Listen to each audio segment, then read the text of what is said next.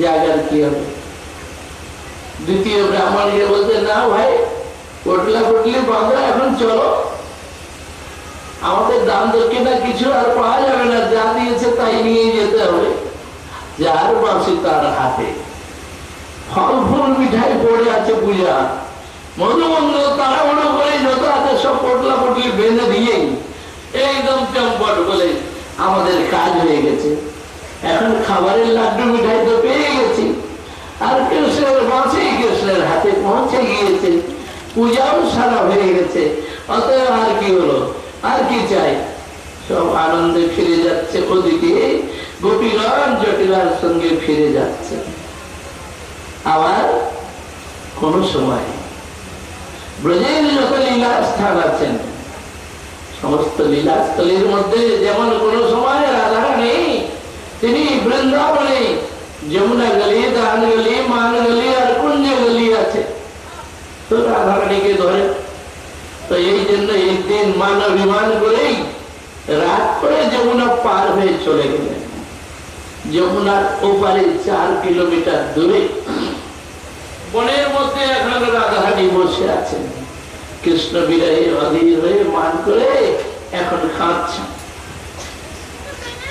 সেই থেকে আজ পর্যন্ত মান সরোবর বলা হয়, রাধারানীও বলা হয়। তো রাধারানী কাঁদতে কাঁদতে চোখের জলে ভেসেছেন। সকাল হতেই এখন কৃষ্ণ মানাইবার জন্য গিয়েছেন।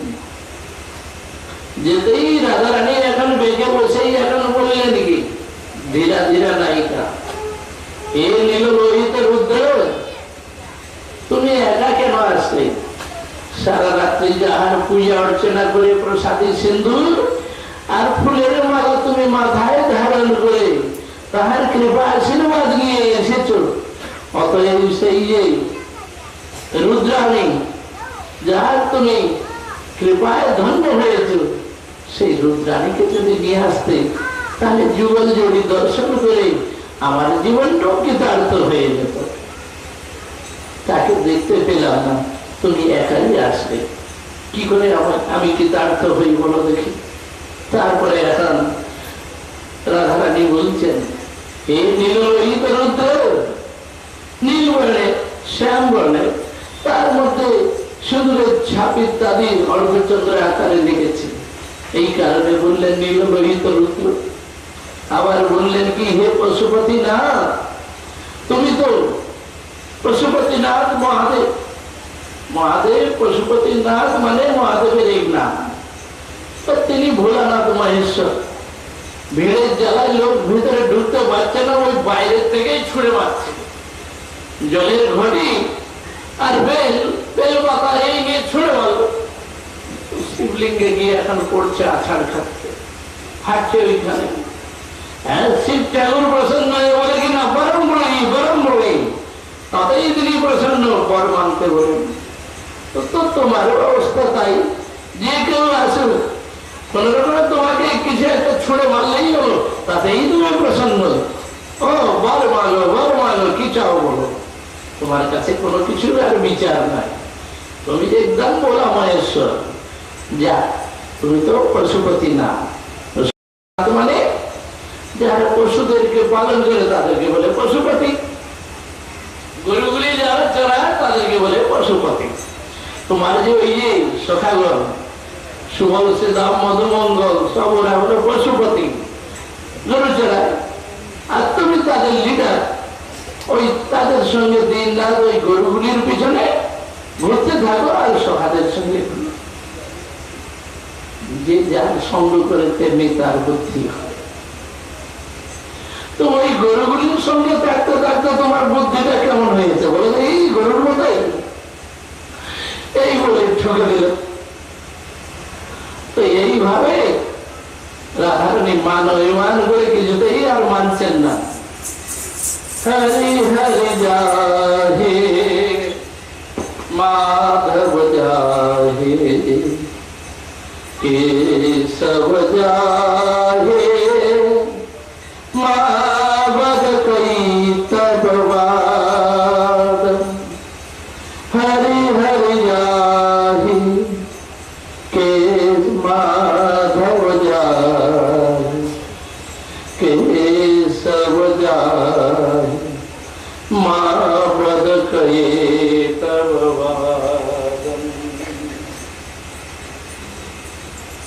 হে হরি তুমি যাও যাও, তোমার এখানে থাকতে হবে না, যার চিত্ত মন হরণ করতে পারো তার কাছে যাও। হে মাধব, তোমাকে আর আমার মন হরণ করতে হবে না, তুমি যে লক্ষ্মীপতি, লক্ষ্মীর কাছে যাও।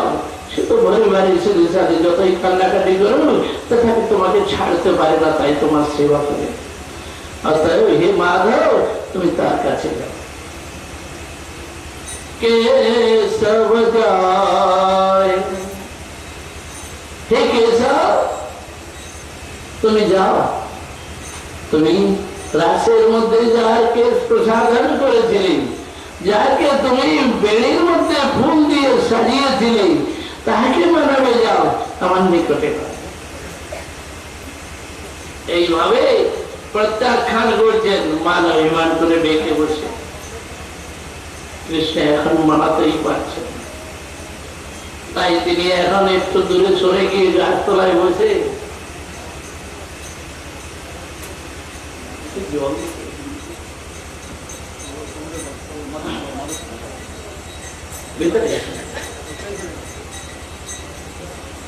এখন বললেন কি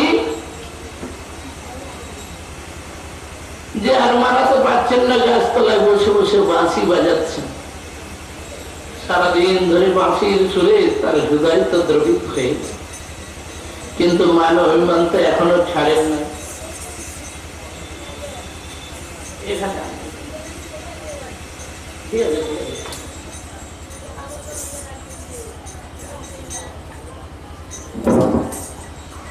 এখন ওইভাবে বাঁশি বাজিয়েছে।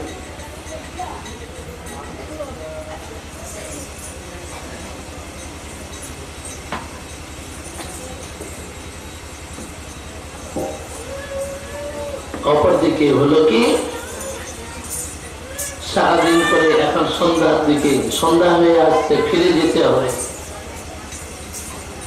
কৃষ্ণ এখন রাধারানীর কাছে এসে তার পায়ের কাছে বসে বসে এখন বারবার অনুনয় বিনয় করছে। রাধে তমসি মম জীবনম, তমসি মম ভূষণম, তমসি মম জীবন রত্ন। তুমি যে আমার আভূষণ, তুমি যে আমার জীবন, তুমি যে আমার প্রাণ সর্বস্ব। অতএব হে রাধে, তুমি যদি নারাজ হও, নিষ্ঠুর নির্দয় হয়ে যাও, তাহলে আমি বা বাঁচব কি করে, যাব কোথায়, কার নিকটে যাব? তাই এখন রাধারানীকে মানাইতে লাগলেন। তখন মানাইতে মানাইতে কৃষ্ণ কি বললেন, স্মর গরল খণ্ডনম মম শিরসি মণ্ডনম দেহি পদ পল্লবমুদারম, স্মর গরল খণ্ডনম মম শিরসি মণ্ডনম দেহি পদ পল্লবমুদারম। স্মর অর্থাৎ প্রেম। প্রেমের মধ্যে গরল, গরল মানে কি হয়, বিষ। এখন বিষ হয়ে গেছে, সেই বিষ যে তুমি যে মান অভিমান করে নিয়েছ, সেই প্রেমের মধ্যে যে বিষ হয়ে গেল, সেই বিষ যে এখন আমার দেহেতে প্রবেশ করে মাথায় পৌঁছে গিয়েছে। এখন বিষের জ্বালায় তো আমি জ্বলছি, কিছুক্ষণ পরে যে আমি মারা যাব। অতএব হে রাধে, এই বিষের জ্বালা শান্ত হবে কিসে? তখন তিনি বললেন, যদি তোমার উদার পাদ পদ্ম আমার মস্তকে দাও, তাহলে আমার যে বিষ জ্বালা শান্ত হবে। গরুর যেমন সাপকে ধরে মাথায় ধরলে তার বিষ সমাপ্ত হয়ে যায়, তদ্রূপ ভাবে তুমি তোমার উদার পাদ পদ্ম আমার মস্তকে দাও, তাতেই আমার বিষ জ্বালা যে শান্ত হবে। এইভাবে এখন কৃষ্ণ রাধারানীকে মানাইতে মানাইতে তার মাথাটা ঝুঁকিয়ে দিয়েছেন পায়ের পায়ের তলায়। রাধারানী লজ্জায় সংকোচে পা সরিয়ে নিচ্ছেন, পা সরাইলে কি হবে, তাহার পায়ের যে মহাভার কুঙ্কুম কৃষ্ণের মস্তকে লেগে, তাই তিনি হলেন রসিক শিখর। সেই রসিক শিখর কৃষ্ণ তিনি রাধারানীর পায়ের আলতা মাথায় লাগিয়ে তিনি যে রসিকেন্দ্র মৌলি হলেন। এইভাবে বৃষভানুনন্দিনী রাধারানী, তার লীলা তো অনন্ত লীলা, কত আর বলবো আমি। ব্রজভূমিতে এখন 2-4 দিন 10 দিন 20 দিন ধরে চলতেই থাকবে। তার মধ্য দিয়ে আমি যে তত্ত্ব কথার মধ্যে যাচ্ছিলাম, এখন লীলা কথার মধ্যেই পৌঁছে গিয়েছি। তার মধ্য দিয়ে বর্ষায় এক সময় ব্রজবাসীরা বৃষভানু মহারাজকে বললেন কি, মহারাজ আমাদের মেয়ে তো বড় হয়ে গেছে, অতএব তার বিবাহের তো কিছু ব্যবস্থা করতে হবে। বৃষভানু মহারাজ বললেন, আচ্ছা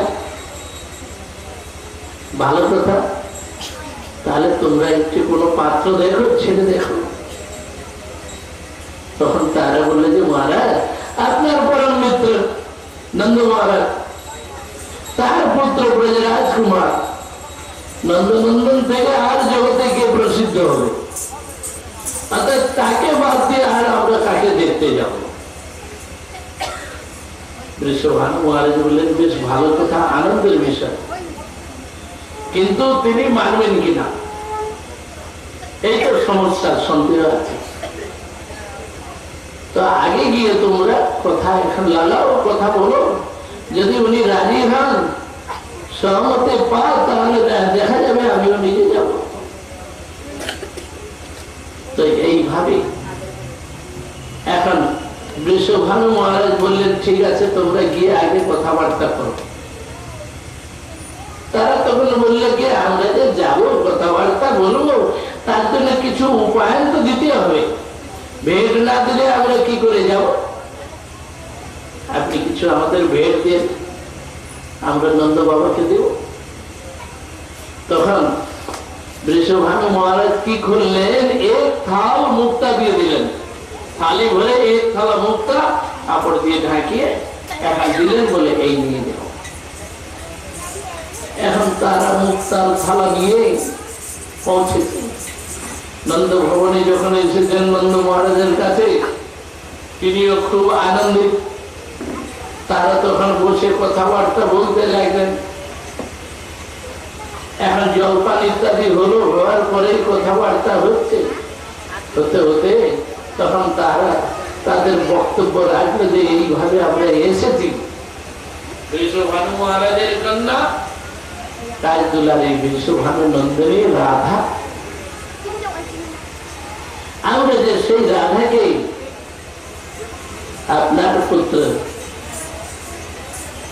কৃষ্ণের হাতে সমর্পণ করতে চাই, সেই জন্যই বৃষভানু মহারাজ পাঠিয়েছেন। আর সেই সঙ্গে সঙ্গে এই উপায়ন ভেদ তিনি দিয়েছেন, এইটি স্বীকার করেন। তখন নন্দ বাবা শুনে খুশি, তিনি আর কি বলবেন।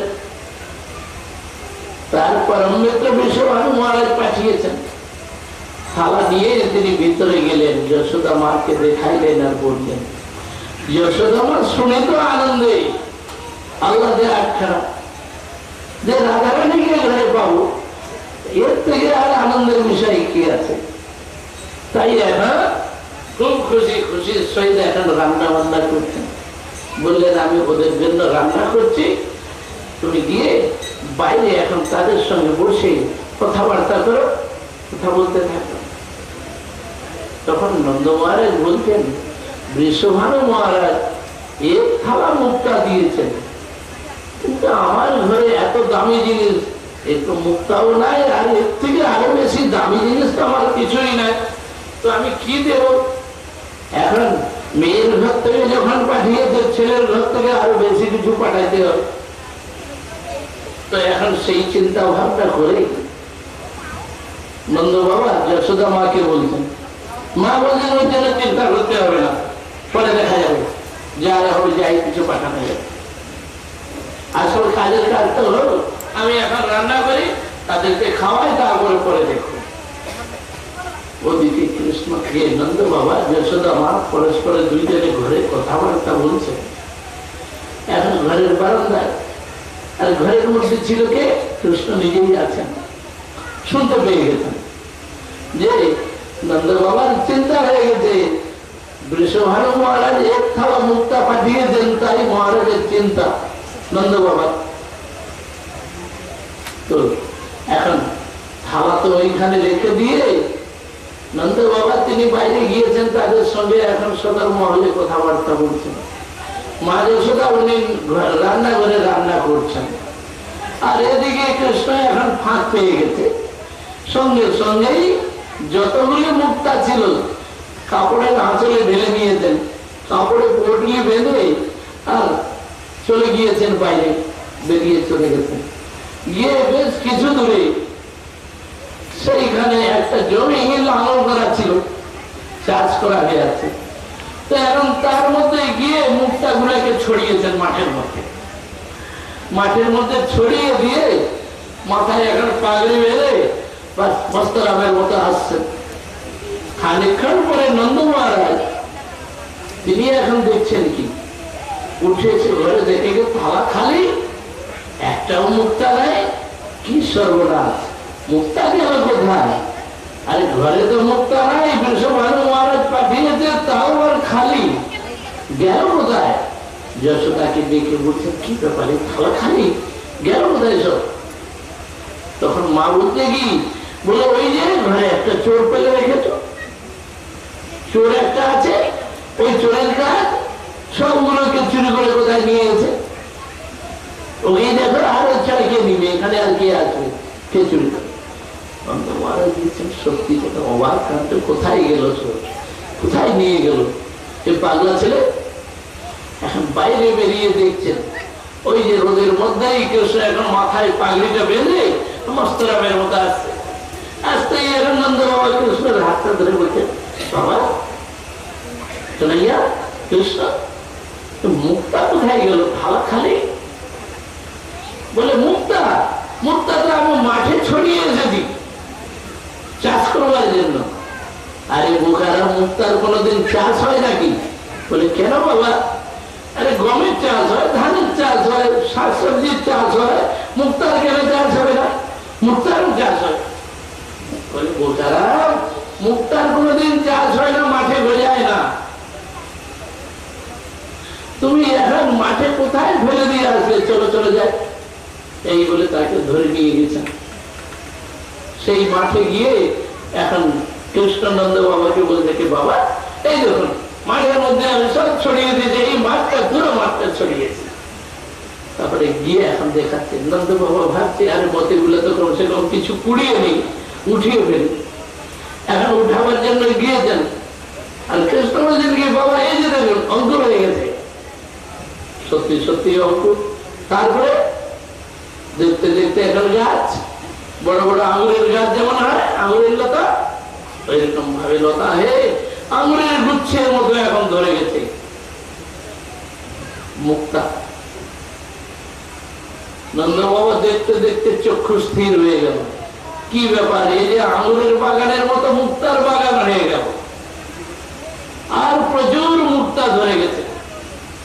আর সেইগুলি দেখতে দেখতেই কৃষ্ণ বলছেন, বাবা পিতাজি এক কাজ কর, বৃষভানু মহারাজ এক থালা মুক্তা পাঠিয়ে নিজের অহংকার অভিমান দেখাচ্ছে তার মেয়েকে বিয়ে দেওয়ার জন্য। আপনি আমাদের ঘরের লোককে ডাকুন তো, গাড়ি দিয়ে আসতে বলুন, গরুর গাড়ি করে মুক্তা ভরে গাড়ি ভরে ওখানে পাঠানো হবে। তাহলে আমরা কত ধনী মানি আমরা দেখাবো। নন্দ বাবা এখানে কি করলেন, ব্রজবাসীদের ডাকলেন, বলে এ ভাই গাড়ি নিয়ে এসো চলো। কৃষ্ণ অসম্ভব কিছু করে দেখাচ্ছে, তাই এখন গরুর গাড়ি ভর্তি হলো মুক্তা তুলে, আঙুরের মতোই এরকম ভরে দিয়েছে মুক্তা, গাড়ি ভর্তি করে এখন বর্ষায় গেল। এখন এই হচ্ছে এই ব্যাপার। তারপরে সগাই সম্বন্ধ হলো, কিন্তু আর কি হলো, ইতিমধ্যে অক্রূর এসে কৃষ্ণ বলরামকে মথুরায় নিয়ে গেল। সেই থেকে আর রাধারানীর বিবাহ হলো না। পাকা দেখা হয়ে গেছে, কথাবার্তা হয়ে গেছে, এখন আর তো ফেলা যাবে না, অন্য জায়গায় আর বিবাহ দেওয়া হবে না। সেই জন্য রঘুনাথ দাস গোস্বামী বললেন কি, ব্রজে এমন একটি লীলা আছে, মুক্তা কুণ্ড আছে, মুক্তাচারী আর মুক্তা লীলা। এই নিয়ে ব্রজগোপীগণের সঙ্গে মুক্তা নিয়ে কত রকমের কত কি হয়েছে, কত হাস্য পরিহাস। তারাও মুক্তার খেতি করতে গিয়ে এখন খেতি বাড়ি আর করতে পারল না। তখন এই নিয়ে কৃষ্ণের এখন অধীন হতে হল। নানা প্রকারের লীলা বিনোদের কথাগুলি দেখিয়েছে, রাধা গোবিন্দের লীলা। আবার এর মধ্য দিয়ে বললেন কি, কোথাও যাবতে রাধারানীর বিবাহের কথা দেখিয়েছেন। ওই যে মায়েরা আজকে কীর্তনের মধ্যে ওই কাছাড়ের বেড়া কীর্তন হচ্ছিল, অদ্ভুত ধরনের মণিপুরি ডান্সের মতো কীর্তন হচ্ছিল, মায়েরা সব কীর্তন করছিল। তার মধ্যে বলছে কি, এখন আয়নের সঙ্গে রাধারানীর বিবাহ হবে। তো কৃষ্ণ গিয়ে আয়ন ঘোষের এখন কোলে বসে গেছেন, রাধারানী মালা নিয়ে আসছেন, এখন মালা পরাবেন। কৃষ্ণ এখন মাথা আগে মুখ বাড়িয়ে দিয়েছেন, রাধারানী মালাটা পরাবেন, আর এমন সময় কৃষ্ণ এখন মালাটা নিয়ে নিয়েছেন। নিয়ে রাধারানীর মনে খুব আনন্দ, আর ওদিকে ওইভাবে আয়ন হচ্ছে, যাক রাধারানীর সঙ্গে তো আমার বিবাহ হলো, কিন্তু আসল কৃষ্ণই মালাটা কেড়ে নিলেন। তো হলো কার সঙ্গে? কৃষ্ণের সঙ্গে। অনেক জায়গায় এই বিবাহ বিধিগুলি দেখাচ্ছে। আজকে ইস্কন মন্দিরে দেখছিলাম, যখন আমরা গেলাম তখন ওখানে পাঠ হচ্ছে, তখন বলতে গিয়ে রাধারানী নিয়েই যত বদনাম করে লোক, আর কত ভৌতিক জগতে বিবাহ বিধি ছাড়া কোনো উপায় নাই। এই জন্য মানুষের কাছে ধারণা বিবাহের দ্বারাই প্রেম হয়, আর একটা প্রীতি ভালোবাসায় প্রেম হয়। কোন প্রেমটি শ্রেষ্ঠ অনেকেই মানে আর মানতে পারে না। কিন্তু ব্যাপারটা কি, বিবাহের দ্বারা যে প্রেম হয় তার মধ্যে প্রেম সীমিত হয়, আরো কিছু অংশ কমে যায়, বাড়ে না, কমে যায়।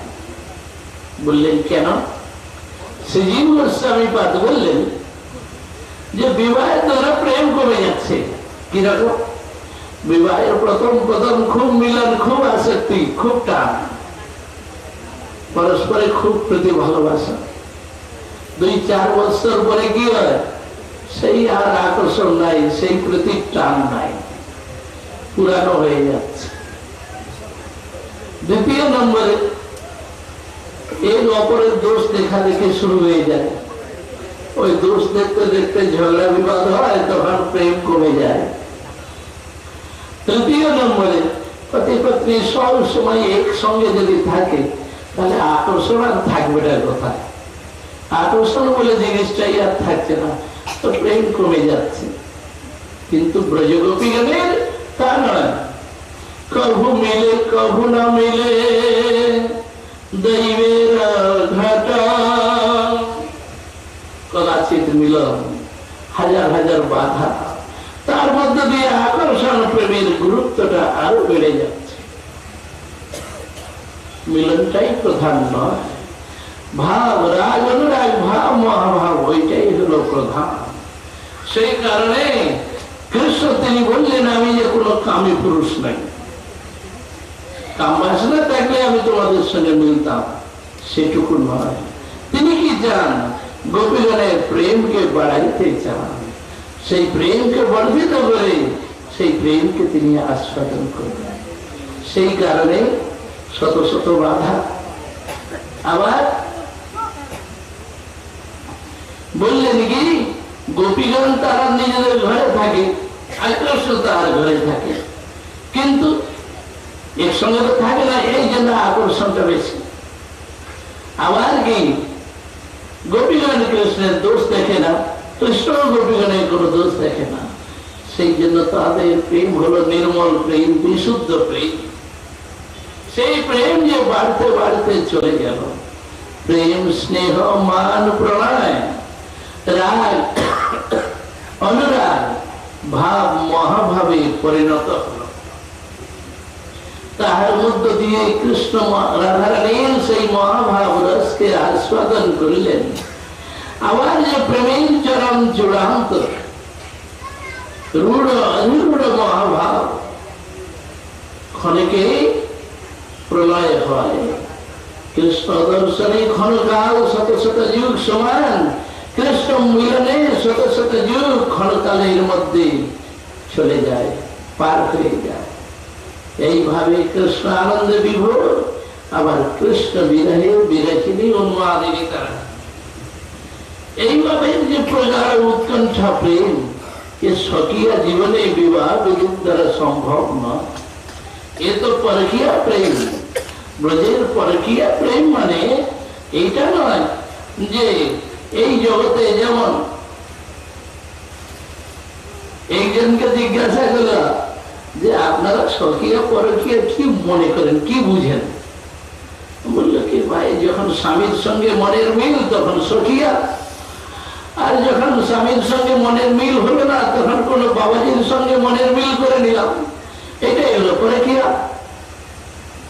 এটা তো আর হয় না, এ তো ইন্দ্রিয় চরিতার্থ করা, এটা প্রেম নয়, ভক্তি নয়, ভজন নয়। রাধা গোবিন্দের যে পরকীয়া প্রেমের বর্ণনা হয়েছে, বামতা, দুর্লভতা, নিবারণতা, প্রচ্ছন্ন কামতা। বামতা ব্রজগোপীগণ ওরকম চঞ্চল ধৃষ্ট বুদ্ধি চঞ্চল মতি তা নয়, তারা যে অত্যন্ত সুশীল, ধীর স্থির সুশীল, অত্যন্ত গুণী গুণী তারা। অতএব বামতা। দুর্লভতা, কৃষ্ণ যদি গোপীগণের সঙ্গে মিলতে যান সহজ নয়, দুর্লভ, বড় যে কঠিন। তাই বললেন কি যাওটে কোন সময় কুল গাছ আছে, বদরি বৃক্ষ তলে সারা রাত্রি কাটাইলেন। গিয়ে কৃষ্ণ গিয়ে বারবার দরজা খটখটান, দরজা খটখটাইলে রাধারানী এখন উঠে এসে দরজা খুলতে যাবে, পায়ের উপর বাঁধা আছে, হাতে চুড়ি আছে, সবকিছু ঝনঝন করে বেজে ওঠে। দরজা খুলতে গিয়ে বেজে ওঠে, তখন জটিলা, বৃদ্ধা জটিলা বলে কি কোনে কোনে, তখন কোনে কোনে শুনেই রাধারানী ভয়ে ঘাবড়ে যায়, দরজাটা খুলে এসে চুপচাপ এসে শুয়ে যায়। আবার কিছুক্ষণ পরে কৃষ্ণ কি করেন, ওই দরজা খটখটাতে থাকেন। খটখটাইলে তখন রাধারানী গিয়ে আবার ওই দরজা খুলতে যাবেন, তখন ওই ঝনঝন করে বেজে ওঠে। আর ওই জটিলা আবার ওই বলবে কোনে কোনে, এই যখন বলে তখন রাধারানী ভয়ে আবার গিয়ে চুপচাপ শুয়ে। তো এইরকম ভাবে সারা রাত্রি ধরে, এখন সারা রাত্রি ধরে বদ্রবৃক্ষ বলে কৃষ্ণ এখন কাটাইলেন। কিন্তু রাধারানীর সঙ্গে আর মিলতেই পারলেন না, এই জন্য বললেন কি দুর্লভতা।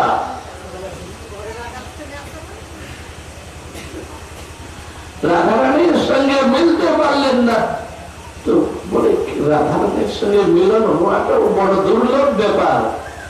আবার বললেন কি